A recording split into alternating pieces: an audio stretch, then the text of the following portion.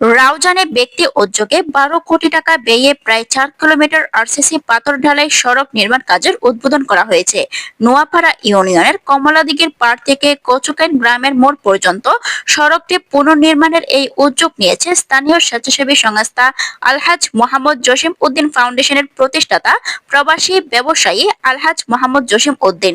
বুধবার 30 এপ্রিল বিকেলে কচুকাইন গ্রামের মোড় হতে ঢালাই কাজ উদ্বোধন করা হয়। অতিথি থেকে উদ্বোধন করেন এই কাজের উদ্যোক্তা মোহাম্মদ জসিম উদ্দিনের বড় ভাই আলহাজ মোহাম্মদ রফিক।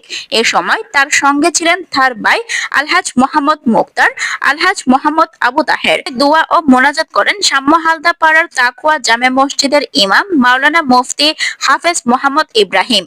উপস্থিত ছিলেন বিএনপি নেতা আবু তাহের, সমাজসেবক আলহাজ মোহাম্মদ ইয়াসিন, ফারুক আজম, প্রকৌশলী মোহাম্মদ নূর আম্বানি, প্রবাসী জালাল আহমদ, সরোয়ার হোসেন, প্রবাসী ফরিদুল আলম, ইউপি সদস্য মাসুদ পারভেজ, শহীদুল ইসলাম প্রমুখ।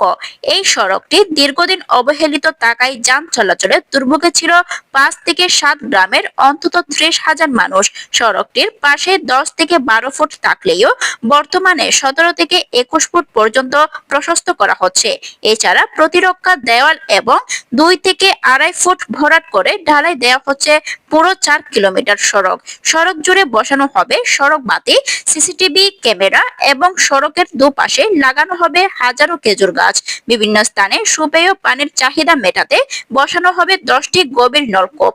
সড়কটির শুরু চট্টগ্রাম কাপ্তাই সড়কের কমলাদিঘির পাড়ে স্থাপন করা হবে জনসাধারণের জন্য পাবলিক শৌচাগার এবং যাত্রী ছাউনি।